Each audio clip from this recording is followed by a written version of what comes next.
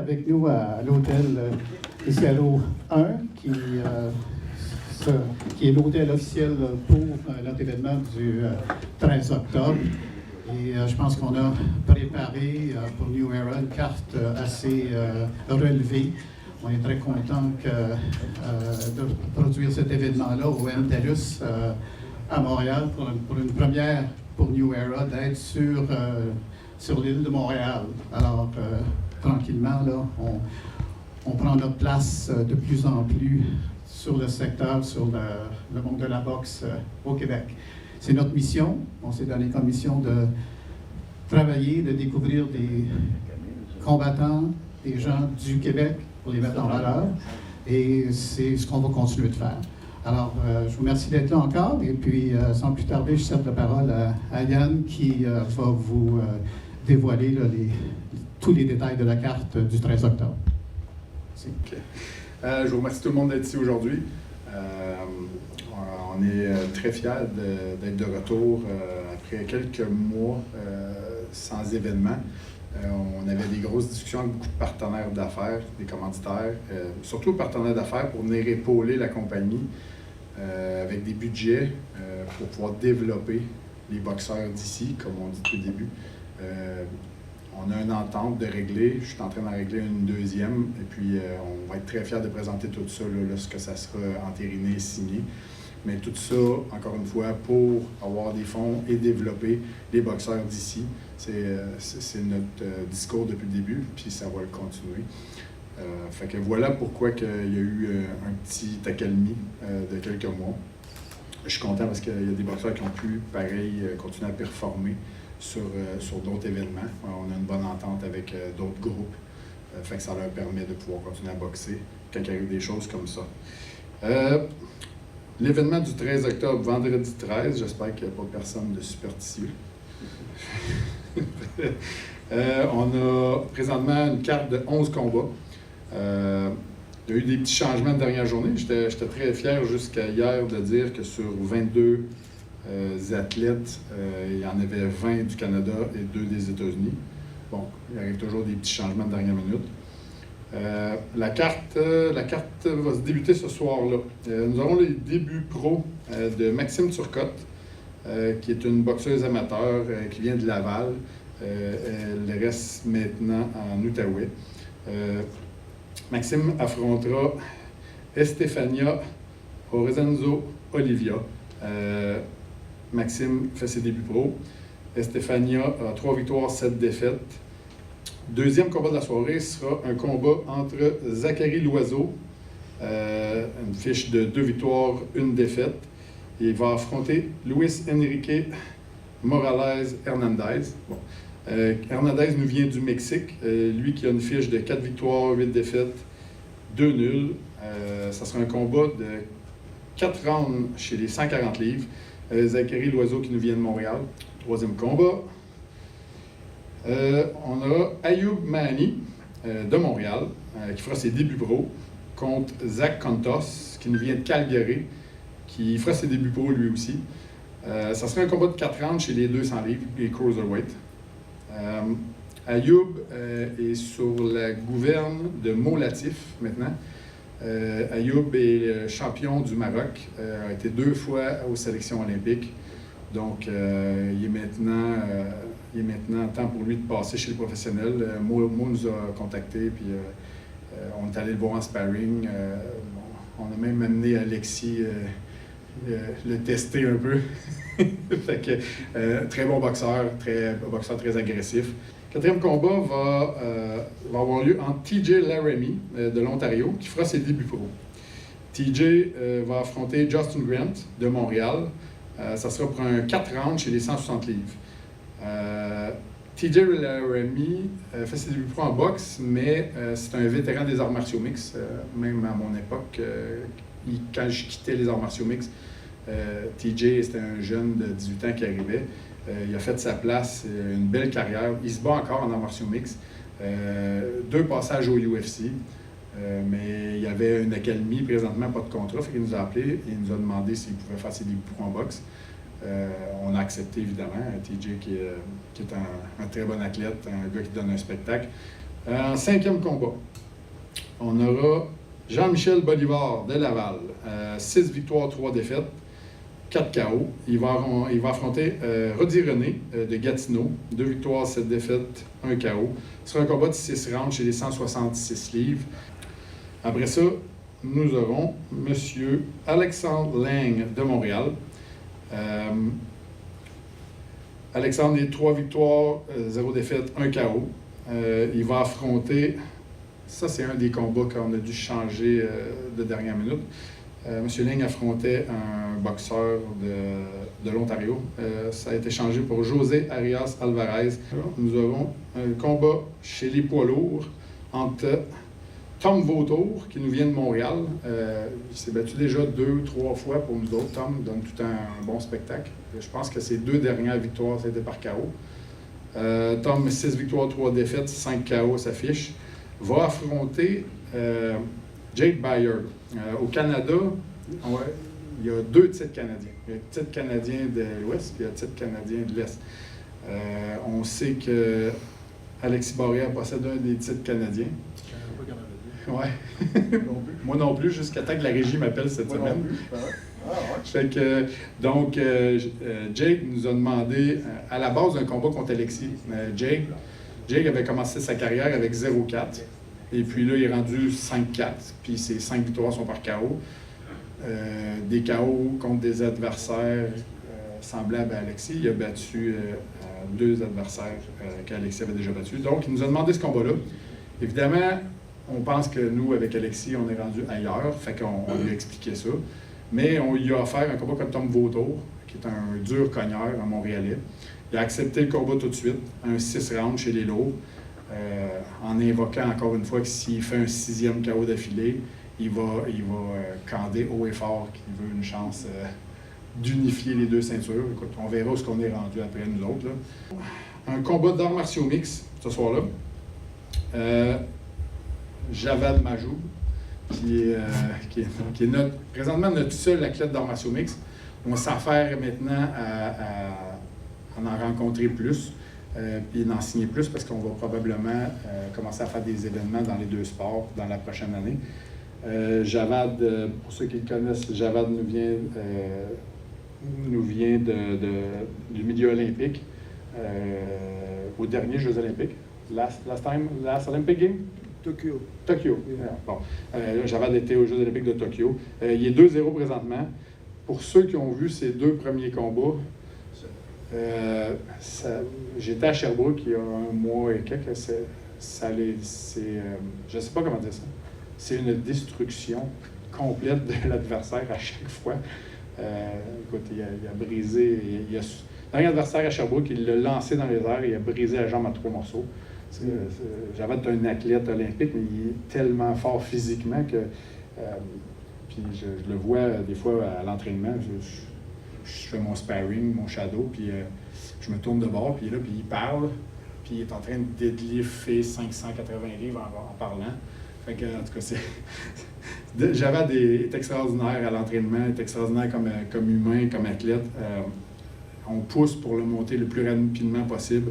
On a déjà l'UFC qui nous a contactés, qui sont intéressés à son histoire. Javad est un réfugié politique, en plus d'être un athlète olympique, qui est maintenant officiellement canadien. Donc, on a une belle perspective d'avenir pour lui, et surtout au UFC, qui démontre déjà de l'intérêt. Javad, ce soir-là, on avait un adversaire, puis comme la plupart du temps, une fois qu'ils sont allés voir les vidéos et tout, se désistent. Donc là, j'ai 2 autres adversaires qui ont accepté le combat. On est en négociation.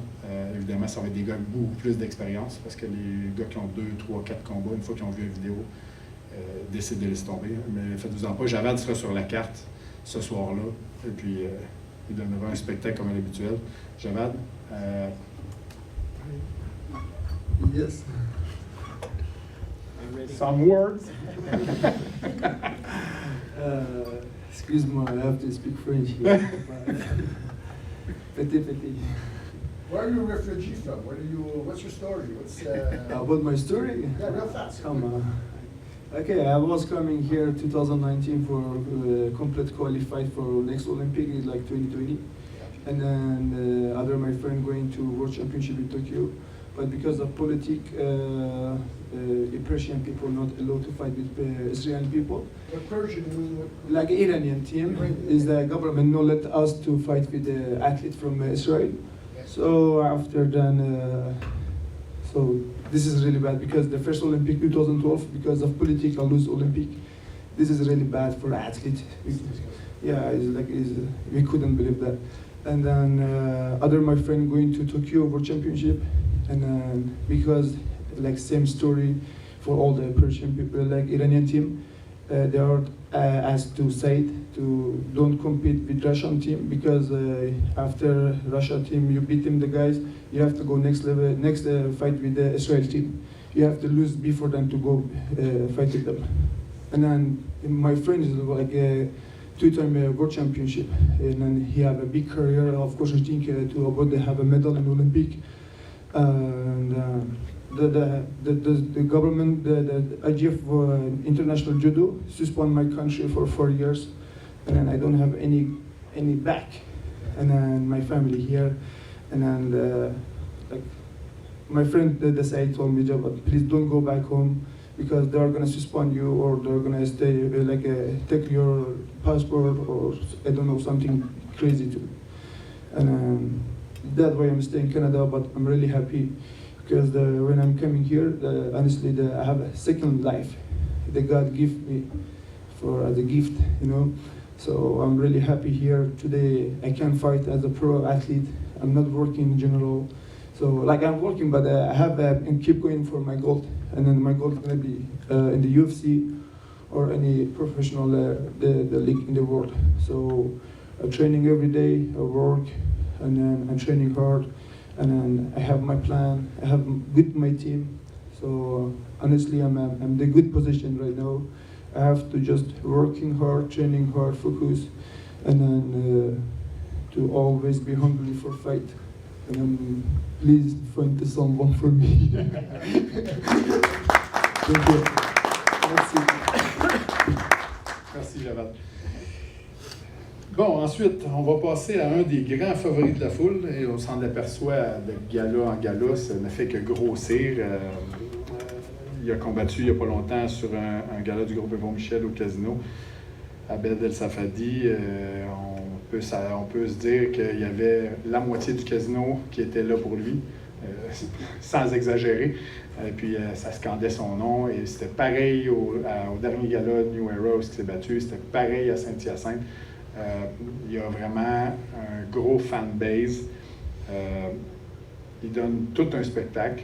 Le plus important, c'est qu'il s'améliore à chaque combat. Donc, ça me fait un grand honneur de l'avoir sur chacune de nos cartes. Et puis, on est en discussion là, depuis quelques temps pour travailler sur un contrat à long terme. J'aimerais ça qu'Abed reste avec nous pour sa carrière. Donc, ce soir-là, Abed, qui est maintenant 5-0, 1 KO, fera son premier 6 rounds chez les 138 livres.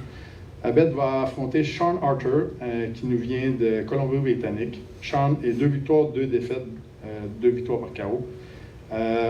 Je ne connaissais pas Archer bien, mais il est dans la même équipe que Jake Byard. Fait que son gérant en a profité pour nous en parler. J'ai visionné ses combats. Je pense que l'équipe à Abed aussi a visionné. C'est pas très compliqué. Il se plante au milieu, puis il essaye d'amener chaque combattant dans son plan de match qui est la bataille au centre du ring. C'est pas quelqu'un qui va prendre un round pour analyser. Il paye sur le gaz en partant. Je pense qu'Abed et son équipe sont prêts pour ça de toute manière. J'ai aucun doute. Mais ça va être un très bon combat. Je suis content. C'est encore un boxeur qui vient du Canada contre un boxeur qui vient d'ici, Abed, un des favoris de la foule. On met la table avec un 6 rounds parce qu'on a un plan, c'est d'avancer encore vers un autre 6 rounds, puis tranquillement, il y a pour un autre 8 rounds. On aimerait peut-être vers la fin de la prochaine année être en championnat canadien, puis amener Abed à un autre niveau. Fait que c'est mon plan, j'essaie de leur vendre. Si ça marche, tout le monde va être heureux. Abed, j'aimerais ça que tu nous dises un mot sur ton prochain combat. Bonjour tout le monde. Donc tout d'abord, merci beaucoup à Yann Pellerin de m'avoir donné l'opportunité encore une fois à ce gala-là, même si ça fait pas longtemps que j'ai boxé. Mon dernier combat, ça s'est très bien passé. J'ai fait en sorte de ne pas avoir trop de bobos. Lundi, j'étais à l'entraînement. Je me suis battu jeudi. Lundi, j'étais à l'entraînement. Je savais le calibre de l'adversaire qu'il me donnait. Un adversaire très sérieux. J'ai vu, il n'arrête pas, il avance sans arrêter. Je vais être préparé pour ça. Un bon 6 rounds. Ça va être un très beau combat. Je vais faire ce que je sais faire de mieux. Boxer. Je lui montrais qu'à Montréal, ici, même si c'est un Canadien, mais malheureusement, Montréal, c'est comme s'il vient d'un autre pays. C'est comme s'il va être ailleurs. Parce qu'ici, c'est mon peuple à moi. C'est mon monde à moi qui vont être là. Chaque fois qu'il y a quelqu'un qui participe à un gala, qui vient voir un gala auquel je me bats, il a comme une piqûre. Il me dit, frérot, c'est quand ton prochain combat? Je vais venir voir ton prochain combat. On dirait, chaque fois que je me bats, les gars, ils ont une piqûre, puis ils veulent toujours revoir mon combat. Puis là, il y aura encore plus de monde. Puis cette piqûre-là, j'espère qu'elle va toujours être là, présente. Chaque fois que quelqu'un va venir voir un combat, il voudra toujours revenir. Puis c'est ça, un beau 6 rounds, un bon adversaire. Je vais être préparé. Puis c'est ça, guys. Ne manquez pas ça, parce que la vérité, là, vous savez très bien, quand je monte dans le ring, là, ça crie de partout. Puis c'est ça. Merci beaucoup. Abel, Oui. tu vois comment pour ton boxeur? Moi, j'ai vu tes combats, t'es très intense. Ouais. Si tu décrirais, es-tu un technicien, cérébral, cogneur? Comment tu vois, comment c'est? Un peu de tout. Je peux cogner si je veux cogner. Si je veux frapper, je veux frapper. Mon dernier combat, je savais que j'allais avoir un combat qui arrivait, donc j'essaie moins de rester au milieu du ring, plus frapper pour ne pas me faire toucher le plus possible. Mais si je veux commencer à aller à la guerre, on va aller à la guerre, mon ami. Si je veux boxer intelligemment, tu vas pas me toucher une fois. Je peux bouger partout. Je m'adapte tout dépendant de l'adversaire. Si je peux raconter une petite histoire vite fait, mon premier combat amateur, je me rappelle comme si c'était hier. Moi, je boxais au gym comme si j'étais un petit Mike Tyson, j'avançais, je frappais. J'arrive mon premier combat amateur, l'adversaire il boxe comme moi, puis il est plus petit que moi. Là, je devais bouger. Là, j'ai compris que ok, je peux m'adapter tout dépendant de l'autre adversaire. Même si je savais pas comment il boxait, même si je le connaissais pas, même si mon style c'était ça, j'ai compris que je pouvais avoir d'autres talents ailleurs, bouger comme il le faut. Donc moi, je me considère comme étant un boxeur un peu polyvalent. S'il veut échanger, il va échanger. Si je veux bouger, je peux bouger. C'est ça. Merci beaucoup, guys. J'en ai environ une quarantaine. Mais c'était un peu dur de trouver des adversaires à un moment donné. Quand tu commences à faire des finales, quand tu commences à être dangereux, on se rencontre au tournoi, ça vient pas. Donc, fallait passer chez les pros. Merci beaucoup. Merci Abed. On va passer à la demi-finale de la soirée, qui sera une demi-finale toute québécoise, toute canadienne, qui mettra en jeu le titre canadien chez les 160 livres. Quand je pense à ça, depuis l'avant-pandémie, je pense qu'il n'y a pas beaucoup de promoteurs au Canada qui ont remis des titres canadiens. C'est de valeur parce que la rivalité vient comme ça. Puis il y aurait plus de boxeurs, des gyms locaux qui passeraient professionnels quand ils voient que peut-être qu'ils n'auront pas aux Olympiques, tout ça, puis que sans avoir la perception de peut-être devenir champion du monde à la base, juste de devenir champion canadien. Le championnat québécois a déjà été une vision, le fun pour un boxeur qui sortait de sa carrière amateur. Ça créait de l'engouement. Le village venait, l'autre village venait. Bon, maintenant, ça n'existe plus beaucoup parce qu'on a un peu... on a rendu les titres internationaux accessibles facilement. Moi, j'ai pas peur de le dire. Je suis arrivé en boxe professionnelle en 2018. J'avais aucun combat de boxe amateur. J'étais un vendeur de billets. Je n'étais pas un boxeur, j'avais des arts martiaux mixtes, on ne se l'est jamais caché. J'étais un vendeur de billets, puis je donnais un spectacle. Pas la plus belle technique, mais je donnais un spectacle. Puis j'ai évolué jusqu'à arriver à un niveau où quand tu as un 12, 13, 14 victoires, tu peux te battre pour un titre mineur. Ben, tu es un vendeur de billets, fait que le promoteur il t'offre un titre mineur qui fait que tu vas vendre encore plus de billets.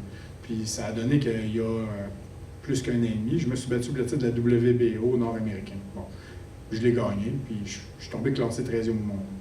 Tout le monde dans le milieu de la boxe ici est capable de s'asseoir avec moi, de jaser, puis de me dire « c'est beau ce que tu as fait, mais tu sais, comme, t'étais-tu vraiment 13e au monde? » Ben, j'étais classé 13e au monde. Je me considérais-tu comme étant un 13e au monde? Jamais. Jamais. Mais j'ai eu la chance. Puis Puis ça fait que ces titres-là sont devenus plus faciles d'accès. Puis les promoteurs, bien, pour vendre un athlète rapidement, facilement, font un appel, une des 4 fédérations, puis ils trouvent une des 8 ceintures, tu sais, qui traînent dans chaque fédération, puis bon, ben, elle monte son athlète au classement, puis il investit, puis un jour, il se fait appeler pour aller en championnat du monde, puis bon, ben, il récupère l'argent qu'il a mis sur son athlète, puis il en fait peut-être un peu. On s'entend qu'investir sur le capital humain, ça ne sera jamais l'investissement le plus sûr. On parle plus d'un rêve, puis de parenthèse. On revient, on va avoir un titre canadien entre Kevin Menoche et Jean-Michel Poulain. Kevin Menoche, 7 victoires, 0 défaites, 5 KO. Pour affronter Jean-Michel Poulain, 7 victoires, 1 défaite, 3 nuls. Fiche un peu similaire, parcours différent. Jean-Michel, qui était champion canadien, il a passé par les rangs amateurs, il a fait ses classes au complet.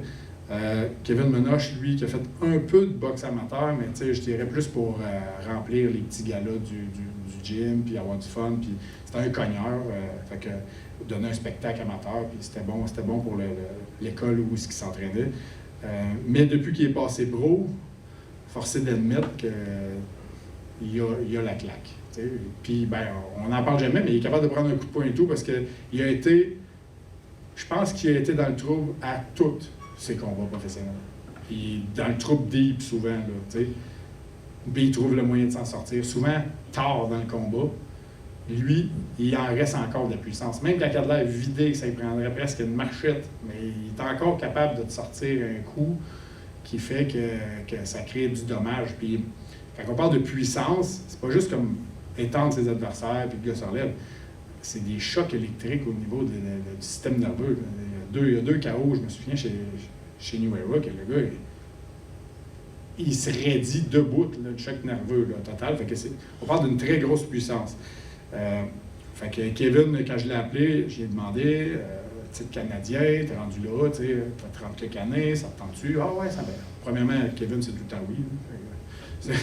C'est pas compliqué avec. C'est émolatif qui le ramène un peu. Et là, écoute, on va parler. Bon, fait que Kevin, tout le temps oui. Là, j'ai lâché un autre adversaire. Puis là, il a fait comme un petit « ouais, t'es pas sûr ».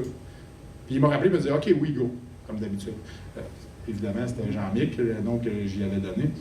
Mais il y a comme une petite hésitation, parce que, bon, respect, gars local, puis, on va se dire la vraie chose, avec ce qui s'est installé dans la boxe des dernières années, le monde ne veut plus s'affronter entre eux autres parce qu'ils ont toute peur de perdre le zéro. C'est en train de changer un peu.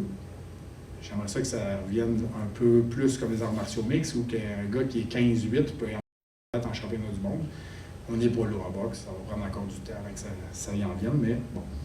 Fait que ça, c'est pour Kevin. Fait que Kevin, c'est oui, bon, pas de trouble, le poids, 160. Moi, j'essayais de convaincre Kevin de descendre à 154 livres. Parce que le milieu de la boxe, vous savez que chez les 154, on descend de grosseur de gants. On descend à 8 onces.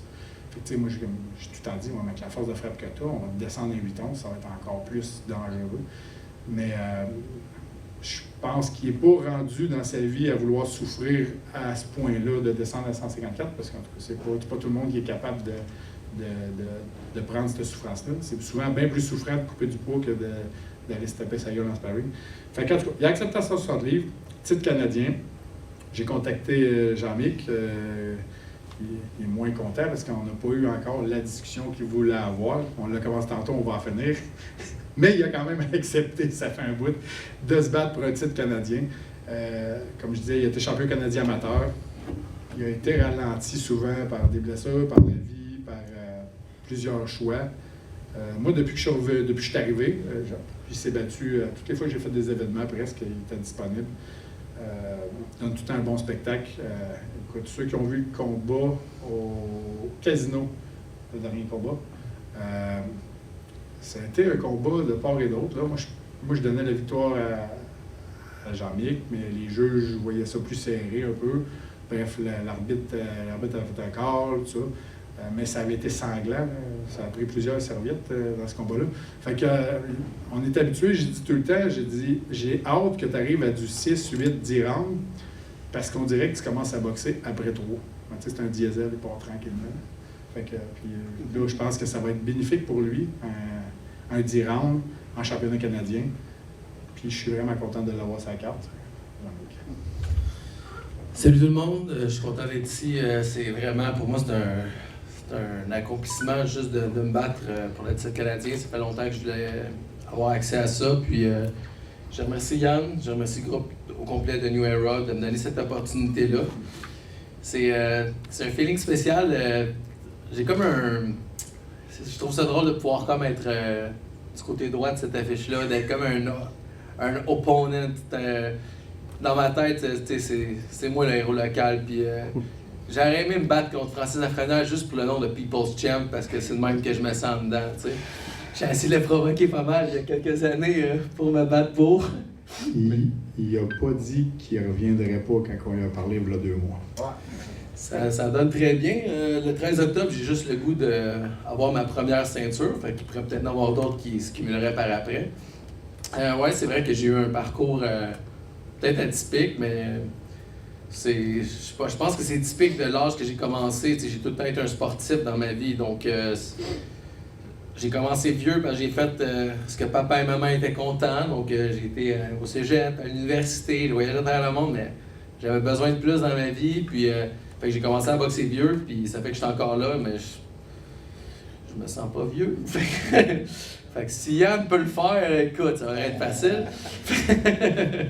Non, on fait bien des blagues, mais j'ai adoré l'introduction de donner un peu le titre canadien. Dans le fond, il faut le voir aussi d'une manière que, personnellement, j'ai jamais été, à l'âge que j'ai commencé, je pensais pas qu'il y aurait un groupe qui me promoterait, qui m'aiderait ou de quoi, je me rendrais jusqu'à champion du monde, mais les résultats que j'avais dans la salle d'entraînement contre les gars qui se battaient en championnat du monde pour avoir affronté en sparring des gars comme ça, je voyais que j'étais toujours à la hauteur. Donc, je me suis dit peut-être qu'un jour je vais l'avoir mon break, mais quand personne investit, des fois c'est un peu plus lent, puis t'as pas comme les opportunités pour toujours être à l'entraînement parce que tu travailles en même temps, puis que tu as une petite famille, puis tu as tes choses à faire. Donc là, il y a eu le COVID qui a frappé. J'étais toujours en entraînement, mais le COVID, quand tu n'es pas signé et que tu ne reçois pas des sous, je me suis remis à travailler. Mais lorsque vraiment la boxe a recommencé, ça me démangeait. Fait que j'ai retourné au gymnase tranquillement, mais je savais pas quand est-ce que j'aurais un offre ou de quoi. Puis finalement, j'ai eu une offre cette année, puis j'étais au gymnase, mais pas en mode camp d'entraînement. J'étais juste quelqu'un qui fait du sport tout le temps. Puis, donc, on avait comme environ 3 semaines, 1 mois. Puis, je pense que pour vrai, j'étais dans une condition un petit peu spéciale. Je venais d'avoir une opération du tunnel carpien, opération en bouche. J'étais un peu magané. Puis, j'étais arrivé avec un adversaire qui était finalement pas mal plus dur que je pensais. Mais ça m'a montré que pour vrai, même quand ça devient difficile, j'ai réussi à me relever et finir le combat en force. Ça a fini qu'une nulle parce que, pour vrai, les rounds étaient partagés, mais mon adversaire, avec ses chutes au tapis qui aurait dû compter, ça m'aurait donné la victoire. Mais regarde, au final, j'ai mon combat que je voulais, puis le reste, c'est du passé. Je regarde juste en avant, puis je serais prêt demain à me battre. J'ai vraiment hâte au combat. C'est comme juste la conférence de presse, je m'attendais à voir mon adversaire aujourd'hui, j'étais un peu déçu. Mais on va se voir peut-être d'ici le 13 octobre dans une conférence de presse haute ou un face-à-face. J'ai faim, là, pour vrai. J'ai vraiment hâte à ce combat-là, pour vrai. Donc, je pense que je vais faire compétition à Belle, parce que d'après moi, ça va crier ce soir-là. Je pense que Yann doit avoir des bons souvenirs de la finale que j'avais faite avec Bolivar, où les fans, ils essayaient d'enterrer les fans de l'autre. C'était du Jean-Michel, Jean-Michel en même temps, c'était mélangeant parfois, mais ça criait fort, puis il y avait une super ambiance. Puis là, d'avoir un titre canadien à Montréal entre 2 Québécois, je pense que le public va se déplacer et vont apprécier le spectacle. Donc, bonne chance aux boxeurs, puis je vais laisser Alexis faire ma finale dans le fond, pour ce combat-là. Merci. Ouais. Merci. Bon, on en est à notre finale. Qui mettra en vedette mon poulain, la vedette présente de ma compagnie, j'ai pas peur de le dire. on a commencé ensemble, ça fait longtemps, là, il était sur l'équipe nationale, puis on se tapait sa gueule de 7 ans de jouer dans le jeu. C'est juste que maintenant, je ne peux plus faire ça avec lui. Je ne serais pas ici aujourd'hui. Fait que Alexis, écoute, Alexis, je le vois grandir depuis quelques années. Il devient un homme dans ses agissements, dans la façon d'envisager la vie, dans ses choix. Au niveau carrière aussi, il fait des bons choix. On n'a pas à être le tuteur à côté puis à dire ah, il fait ses bons choix, maintenant il s'affirme plus, puis c'est parfait parce que ce qui s'affirme dans la vie comme ça, il le fait maintenant dans le ring aussi, puis je pense que c'est comme ça que tu deviens un vrai champion à la base. C'est pour ça que New Era présentement, il y en aura d'autres, mais présentement, Alexis est le poster boy de la compagnie, et puis j'ai pas peur de le dire. J'ai probablement plus besoin de lui avec la compagnie que lui aurait besoin de moi dans sa carrière, mais je suis content qu'on soit ensemble là-dedans. Il me fait confiance, puis on avance à toutes les semaines ensemble, tous les mois. Il y a tout le temps des petites choses à améliorer, puis ben, on réussit à s'en aller vers l'avant avec son équipe, puis avec la mienne. Puis je pense qu'on peut finir un jour par se rendre où ce qu'Alexis aimerait être. Je pense que lui, il peut aspirer un jour à se battre en championnat du monde, même peut-être plus rapidement qu'on pense. On ne veut pas brûler d'étapes, mais je pense qu'on est capable de brûler avec lui un peu, là, genre plus qu'on pense. Fait que ce soir-là, Alexis qui est maintenant 10 victoires, 8 KO, va affronter Craig Lewis. L'adversaire a changé. Je suis quasiment heureux parce que Lewis est un meilleur test encore pour Alexis. Lewis nous vient de Détroit. Je le dirais sûrement pas correct encore, Paul, mais il s'entraîne au Crown Gym. Le gars, c'est un tough des toughs. Le plus gros gabarit, je pense qu'Alexis va affronter en carrière. C'est un bonhomme de 6 pieds 5 pouces et demi, quasiment 6. Il est à 265, quand même assez cote, je te dirais, là, avec les photos qu'on a eues cette semaine. Fait que c'est un très gros bonhomme. C'est un gars qui exploite beaucoup son long jab. Donc ça et tout, ça sera une première, un gars qui est capable, à égale grandeur, peut-être d'essayer de challenger Alexis. Évidemment, nous autres, on sait ce qu'on a dans les mains, fait que ça ne nous fait pas peur partout, mais c'est important parce que c'est le meilleur test qu'il va avoir. Écoute, j'ai regardé du vidéo pendant des semaines avec Laszlo et Marc-André, Alexis, les on envoie tout. C'était épeurant sur le coup, selon les adversaires. Puis, sa fiche ne dit pas vraiment le box hockey, mais oui, quand tu la regardes, il est 15 victoires, 7 défaites. Mais, ces défaites.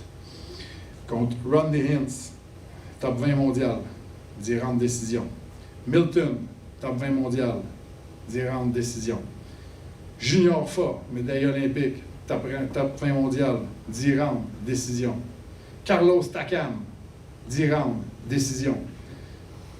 Jermaine Franklin, 10 rounds, décision. Puis, c'est pas 10 rounds à 0 si vous allez voir la fiche. C'est serré souvent. Là. Il vole des rounds. Il vole des rounds à Takam, il vole des rounds à tout le monde. Puis, affronter Zhang, bon, Zhang est gaucher, il l'a surpris au deuxième round. Zhang est classé premier aspirant mondial présentement. C'est un monstrueux boxeur de 6 pieds 7, 276 livres, médaillé d'or olympique. C'est sa seule défaite par KO en carrière. C'est la seule. Tous les noms que je viens de nommer là, c'était peurant quand tu arrives avec un boxeur qui a juste 10 combats, normalement. Mais on sait ce qu'on a dans les mains avec Alexis. Ça a été analysé au complet. C'est sûr que quand tu regardes Carlos Takam, puis Milton, Junior Fa, puis Zhang, puis Franklin, puis tu fais comme OK, on va-tu un peu vite? Non, on a pris le temps, on a fait du vidéo. L'équipe a fait du vidéo. Alexis dans le gym à tous les jours, 3 fois par jour. Puis il sait ce qu'il s'en va faire et il s'en va montrer à tout le monde qu'on peut le classer parmi tous ces noms-là. Puis tant mieux si on l'arrête. Puis sinon, ce qu'on espère, c'est faire mieux dans le 10 rounds que tous ces gars-là. Fait que là, on va prouver notre point. Fait que Lewis, grand et gros boxeur, très dur, Quand il est à l'intérieur, boxe un peu à la Mayweather, dur à toucher, les coups roulent sur ses épaules. Je ne vous mentirai pas, on est au MTLUS, ça va être dans le 16 pieds. Il n'y aura pas beaucoup d'espace pour deux gars de ce gabarit-là. Fait que ça risque de cogner toute la soirée, surtout à ce poids-là.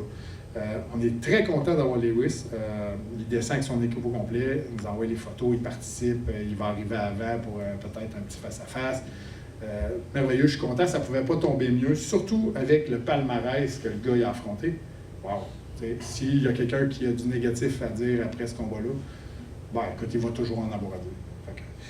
Fait que, écoute, Alexis, comme je l'ai dit, plus gros test en carrière. J'en parlerai pas beaucoup, mais on travaille sur quelque chose de gros depuis un bout. Là, on laisse se concentrer sur l'étape qui s'en vient. Mais on travaille sur de quoi de gros. Un adversaire du top 15 mondial qui a accepté déjà notre challenge. Possiblement pour un titre mineur. On n'a pas de date encore. Les discussions se font. On va commencer par prouver notre point là. Éventuellement, ça va nous amener vers où ce qu'on pense. Donc, je ne pourrais pas être plus fier, Alexis, de toi puis de t'avoir avec nous autres. En toi. Bien, premièrement, merci Yann pour ça.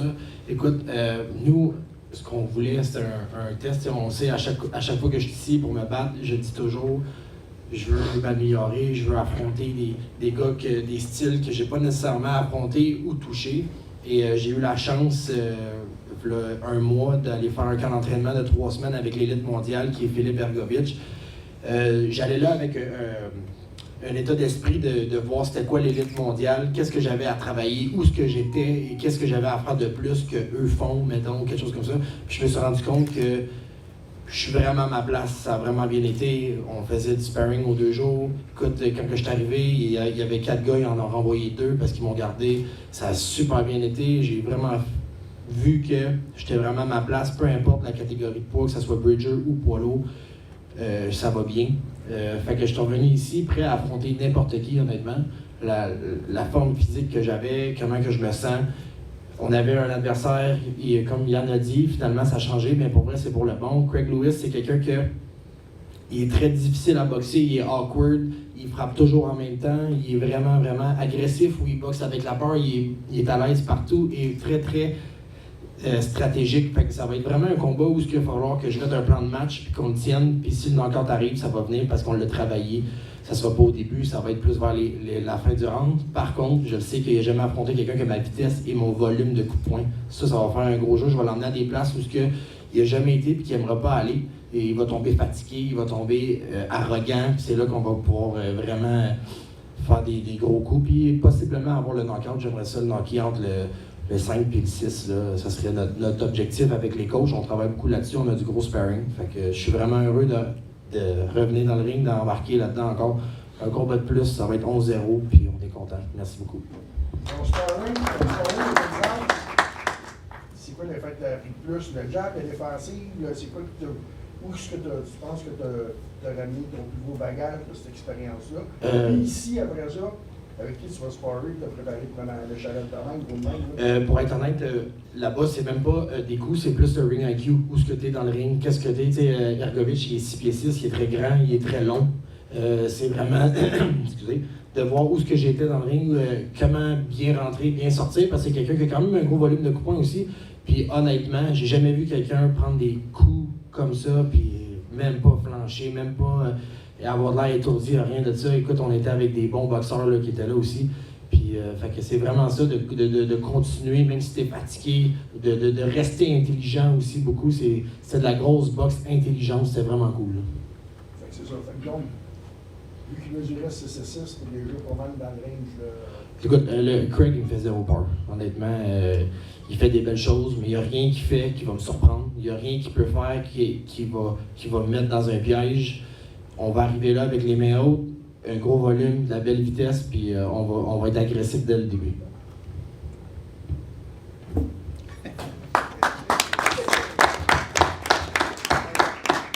Merci, messieurs. Abed, dernière feeling, juste avec toi. Ta popularité, là, est due à quoi? Ton look? Ta technique, ou t'as bien des cousins et des cousines, c'est quoi? Il est très beau. La vérité, je pense que c'est plus mon charisme qu'autre chose. Non, la vérité, j'ai toujours été une personne ouverte d'esprit, une personne amicale, une personne que beaucoup de personnes aiment. J'ai jamais été une personne qui se la croit ou qui pense qu'il y a quelque chose par-dessus. Je représente pas un certain quartier en général. Je suis une personne qui est gentille avec tout le monde, qui aime tout le monde, qui essaie d'aider tout le monde. Je suis un gars du peuple, on peut dire ça comme ça. C'est pour ça que je pense que cette popularité-là m'aide beaucoup, que je suis populaire à ce point-là, vu que je ne suis pas dirigé juste vers un truc. Je suis ouvert à tout le monde, je parle avec tout le monde. N'importe qui me parle, même si j'ai 200 messages, je vais essayer de répondre à ces 200 messages-là. Même si ça prend 2-3 jours à rien faire, je vais le faire. Donc moi, je pense que c'est plus ça. J'ai aussi un bon groupe derrière moi. Mon frère fait partie du meilleur groupe de musique de Montréal, qui s'appelle 514, qui fait en sorte que c'est eux qui ont le plus de visibilité à Montréal, qui fait en sorte que j'ai ce support-là aussi qui vient avec. Puis je pense que c'est vraiment ça, dû à ma popularité. Puis aussi sur les réseaux sociaux, je suis actif. Je parle beaucoup, comme j'ai dit, j'aide beaucoup. Puis, Mais ton talent aussi aide aussi. Ah, le talent, c'est sûr, ça c'est... Dès qu'ils viennent à piqûre, ils reviennent toujours. Abel, je te trouve modeste parce que tu es très spectaculaire également. Ouais. J'essaye le plus possible d'être spectaculaire, de faire un show, de donner tout à tout le monde. Chaque fois que je finis combat, tout le monde est satisfait du mieux qu'il peut. Tu as des bons vidéos sur les réseaux sociaux. Des bons vidéos sur les réseaux sociaux, ouais. Merci beaucoup, Pierre. Tu vas rentrer sur quelle musique? Je rentre toujours sur une musique du groupe de mon frère. Ça, c'est 100%. Peu importe c'est quoi, je rentre toujours avec. Je représente Montréal, puis c'est une musique de Montréal, 100%. Mais je ne sais pas encore laquelle je vais rentrer, mais ça va être dans le groupe. Pour les photos. Ben oui. OK. Merci à tout le monde. Merci. N'oubliez pas, le 13 octobre, les boxeurs sont disponibles pour des entrevues, pour des photos, évidemment. Le 13 octobre au MTELUS. Parlez-en. Les billets sont disponibles dès maintenant sur Ticketmaster. Merci. Merci à tout le monde.